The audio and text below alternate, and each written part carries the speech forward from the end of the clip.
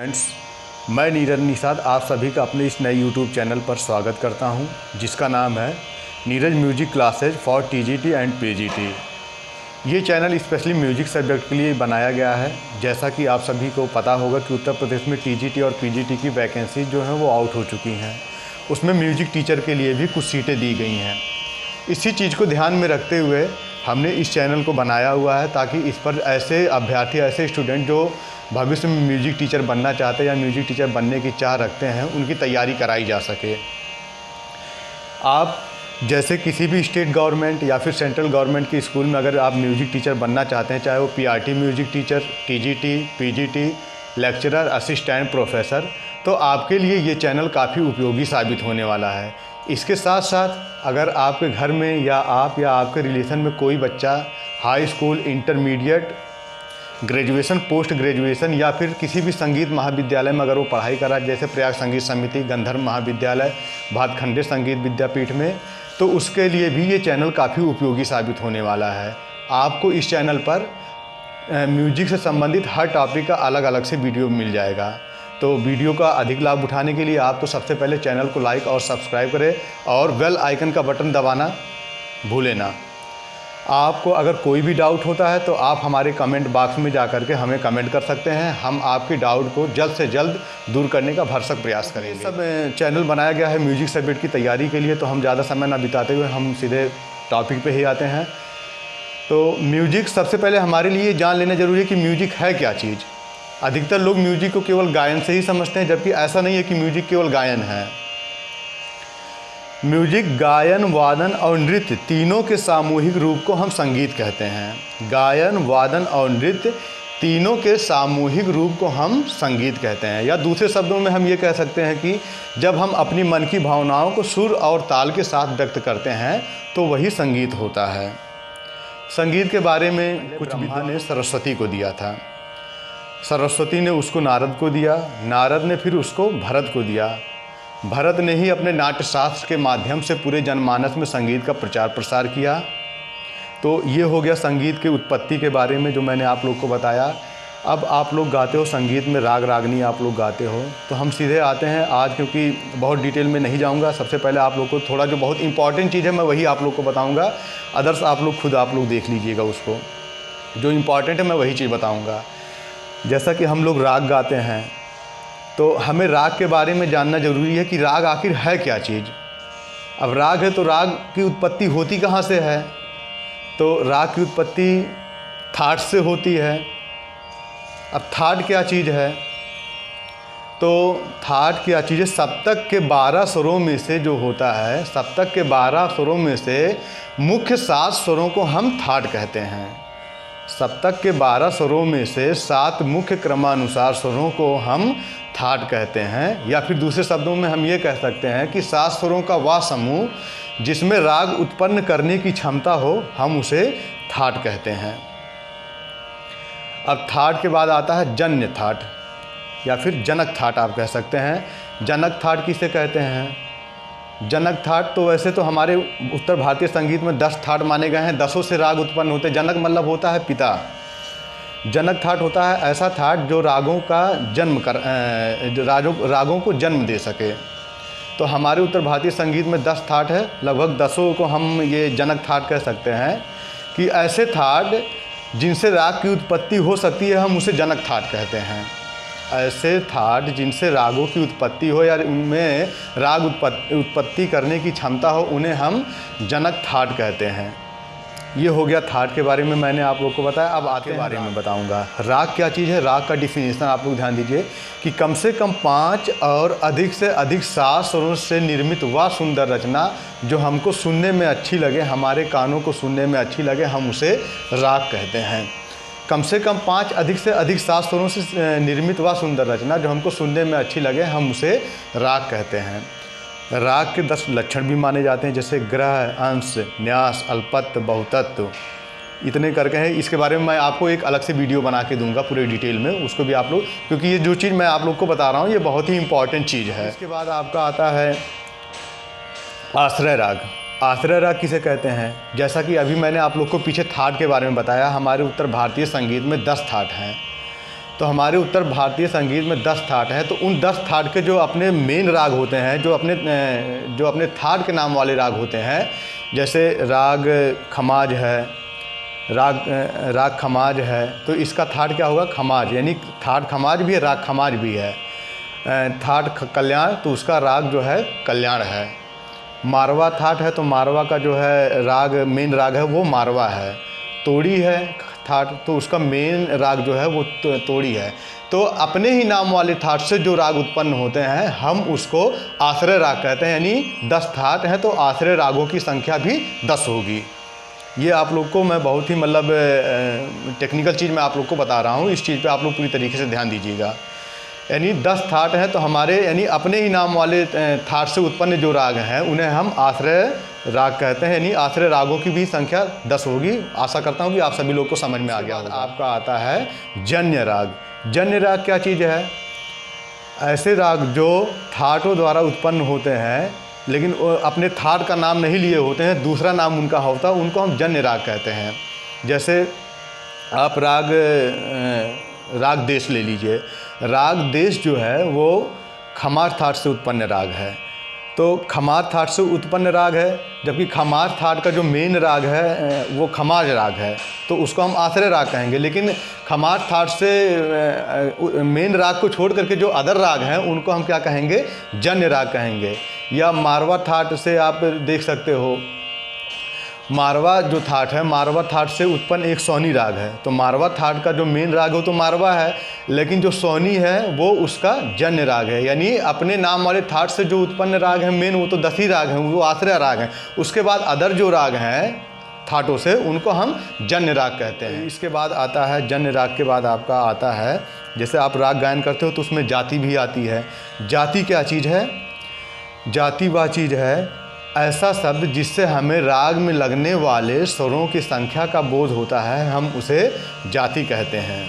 यानी जाति शब्द से हमें राग में लगने वाली स्वरों की संख्या का बोध होता है या उसके बारे में हमको पता चलता है, हम उसे जाति कहते हैं। जाति जो मेन जातियाँ हैं वो 3 प्रकार की हैं: ओडव, साडव, संपूर्ण। अगर राग में 6 स्वर लगा हुआ है तो उसकी जाति, राग में अगर 5 स्वर लगा हुआ तो उसकी जाति ओडव, 6 स्वर लगा हुआ है तो उसकी जाति साडव मानी जाएगी, और अगर 7 स्वर लगा है तो उसकी जाति संपूर्ण मानी जाएगी।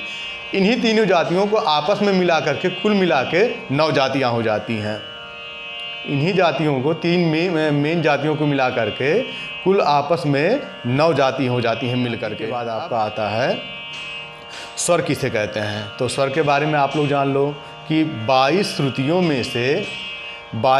में से मुख्य 7 श्रुतियों को हम स्वर कहते हैं। 22 श्रुतियों में से मुख्य 7 श्रुतियों को हम स्वर कहते हैं।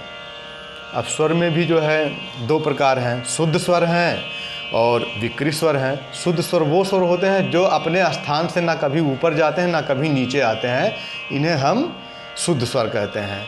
लेकिन जो स्वर अपने स्थान से ऊपर या नीचे चले जाते हैं उन्हें हम विकृत स्वर कहते हैं। विकृत स्वर की परिभाषा यानी जिन स्वरों में विकार उत्पन्न हो जाए, वो अपने मूल स्थिति से ऊपर या नीचे हो जाते हैं, हम उन्हें विकृत स्वर कहते हैं।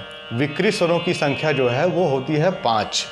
अब विकृत स्वर में भी 2 तरीके के स्वर होते हैं विकृत। एक होता है कोमल। कोमल स्वर ऐसे होते हैं जो अपने स्थान से नीचे आ जाते हैं, उन्हें हम कोमल स्वर कहते हैं, यानी कोमल विकृत। ऐसे स्वरों की संख्या है 4: रे, गा, धा, नी। और जो स्वर अपने स्थान से ऊपर उठ जाते हैं हम उन्हें तीव्र विकृत कहते हैं। ऐसे स्वरों की संख्या है केवल 1 जो है मध्यम। यानी कोमल और तीव्र को मिला करके जो विकृत स्वर हैं उनकी संख्या है 5, जिसमें 4 कोमल हैं रेगाधानी और 1 तीव्र स्वर है मध्यम। तो ये आपका हो गया स्वर के बारे में, जो मैंने आपको शुद्ध स्वर और विकृत स्वर के बारे में बता दिया है। चल स्वर, अचल स्वर। चल स्वर वो स्वर होते हैं जो अपने स्थान से आगे या पीछे हो जाते हैं, जिनको इधर उधर खिसकाया जा सकता है, उसे हम चल स्वर कहते हैं। लेकिन अचल स्वर ऐसे स्वर को कहते हैं जो कभी भी अपने स्थान से ऊपर या नीचे नहीं जाते, यानी अपने स्थान से आगे पीछे वो नहीं हट सकते, उनको हम अचल स्वर कहते हैं। अचल स्वर कौन कौन से स्वर हैं आप लोग देख लीजिए। सा और पा, सा और पा कभी भी ये ना कोमल होते ना तीव्र होते हैं, यानी ये अपने स्थान पे ही रहते हैं सा और पा हमेशा। तो इस नाते हम इनको अचल स्वर कहते हैं। लेकिन चल स्वर वो होता है जो आगे या पीछे हो जाता है, यानी ऊपर या नीचे हो जाता है, जैसे रे गा धानी और तीव्र मध्यम। तो ये मैंने आप लोगों को चल और अचल स्वर के बारे में भी बता दिया। जब जहाँ पर ऐसा क्वेश्चन आता है कि स्वर कितने प्रकार के होते हैं, तो आप लोग उसका सीधा आंसर यही होगा कि स्वर 2 प्रकार के होते हैं, चल स्वर और अचल स्वर होते हैं। जहाँ ये क्वेश्चन आता है कि विकृत स्वर कितने प्रकार के होते हैं, तो वहाँ पर भी 2 प्रकार के आएंगे, एक कोमल विकृत और एक तीव्र विकृत। ये आपके लिए बाद आपका आता है वादी। वादी क्या चीज़ है? वादी को आपको कहीं कहीं जो होता है जीव स्वर, अंश स्वर, प्राण स्वर, ये भी आपको कहीं कहीं मिलेगा, जो वादी का पर्यायवाची ही माना जाता है, जिसका मतलब वादी होता है। राग का जो सबसे महत्वपूर्ण स्वर होता है, हम उसको वादी स्वर, जीव स्वर, अंश स्वर या प्राण स्वर भी बोलते हैं। राग रूपी राज्य का राजा जो होता है उसको हम वादी स्वर बोलते हैं, यानी वादी स्वर को राजा की संज्ञा दी गई है। अब वादी के बाद आपका आता है समवादी स्वर। समवादी स्वर क्या होता है? राग में वादी स्वर के बाद जो दूसरा सबसे महत्वपूर्ण स्वर होता है उसको हम कहते हैं समवादी स्वर, यानी इसको हम मंत्री का दर्जा देते हैं। राजा तो हो गया आपका वादी स्वर, और ये जो है क्या कहते हैं समवादी, ये आपका हो गया मंत्री, इसको मंत्री का दर्जा प्राप्त होता है। राग रूपी राज्य में मंत्री का दर्जा जो होता है वो समवादी स्वर को प्राप्त होता है। अब वादी और समवादी के विषय में मैं आप लोग को एक चीज़ और बताना चाहूँगा कि वादी और समवादी में जो है अंतर होता है वो कम से कम 3 और ज़्यादा से ज़्यादा 4 स्वरों का अंतर होता है। जैसे अगर आपका वादी स्वर गा है तो आपका वादी स्वर गा है तो आपका समवादी स्वर धा हो सकता है या समवादी स्वर नी हो सकता है। कम से कम तीसरा या चौथा स्वर आपका होगा। या वादी स्वर आपका पा है तो समवादी स्वर आपका रे होगा। वादी स्वर आपका रे है तो समवादी स्वर आपका पा होगा, या समवादी स्वर आपका धा हो सकता है। वादी स्वर अगर आपका गा है तो समवादी स्वर आपका धा होगा। यही चीज़ आप लोग समझ लीजिए कि वादी और समवादी में कम से कम 3 से 4 स्वरों, कम से कम 3 और ज़्यादा से ज़्यादा 4 स्वरों का अंतर होता है। इसके बाद अगर श्रुति अंतर आपको देखना है वादी और समवादी में, तो कम से कम 9 श्रुति और ज़्यादा से ज़्यादा 13 श्रुतियों का अंतर होता है वादी और समवादी में। तो आशा करता हूँ आप सभी लोग को ये वीडियो समझ में आ रही है। आपका आता है समवादी स्वर के बाद आपका आता है अनुवादी स्वर। अनुवादी स्वर किसे कहते हैं? वादी और समवादी स्वर के बाद जो स्वर बचते हैं हम उसे समवादी स्वर कहते हैं। राग रूपी राज्य में समवादी स्वरों को प्रजा या सेवक का दर्जा प्राप्त किया जाता है। राग का सबसे महत्वपूर्ण स्वर वादी, दूसरा महत्वपूर्ण स्वर समवादी, और उसके बाद जो स्वर बचते हैं उन्हें अनुवादी स्वर कहते हैं। अनुवादी विवादी स्वर आता है। विवादी स्वर की परिभाषा आप इस तरीके से दे सकते हैं कि ऐसे स्वर का प्रयोग करने से राग में ऐसे स्वर का प्रयोग करने से जिससे राग के स्वरूप में विकार उत्पन्न हो जाए, जिससे राग के स्वरों का मूल स्वरूप, राग का जो मूल स्वरूप हो वो छिपने लगे या उसमें विकार उत्पन्न होने लगे, उसे हम क्या कहते हैं? विवादी स्वर कहते हैं। विवादी स्वर का काम, विवादी स्वर को लगाने से राग में क्या होता है? विवाद उत्पन्न हो जाता है। विवादी स्वर का हम यूज इस नाते करते हैं कि राग की रंजकता बढ़ाने के लिए। मैं आपको एक उदाहरण देता हूँ कि जैसे आप लोग राग बागेश्वरी आप लोग जानते होंगे, सुने भी होंगे। राग बागेश्वरी के आरोह में रे और पा स्वर वर्जित है और अवरोह में भी पा स्वर वर्जित है, लेकिन अवरोह में जो पा स्वर लगाया जाता है वो विवादी स्वर के रूप में लगाया जाता है। राग बागेश्वरी में अवरोह में जो पा स्वर लगाया जाता है वो विवादी स्वर के रूप में लगाया जाता है। लेकिन आजकल बागेश्वरी में पा स्वर का यूज इतना ज़्यादा होने लगा है कि वो उसके मेन स्वरों में अब गिने जाने लगा है। यानी अब राग बागेश्वरी के आरोह में रे पा तो वर्ज है, लेकिन अवरोह को संपूर्ण मान लिया गया है। राग बागेश्वरी के अवरोह को संपूर्ण मान लिया गया, लेकिन जो पा स्वर है राग बागेश्वरी का वो विवादी स्वर के रूप में उसमें लगता है। विवादी स्वर के बाद आप है न्यास के स्वर। न्यास के स्वर क्या होंगे आपके? तो न्यास के स्वर के बारे में मैं आप लोग को बता दूं कि ऐसा स्वर, पहले तो न्यास के स्वर पुराने ज़माने में या प्राचीन काल में आप कह सकते हो इस तरीके से थे कि जिस स्वर पे राग गायन जा करके ख़त्म किया जाता उसको न्यास स्वर कहते थे। लेकिन आधुनिक काल में इस तरीके से न्यास स्वर नहीं है। आधुनिक समय में न्यास स्वर उसे कहते हैं जहाँ पर हम जाकर ठहरते हैं। जिस स्वर पर हम कुछ समय के लिए ठहर जाते हैं वो हमारे लिए न्यास स्वर हो जाता है।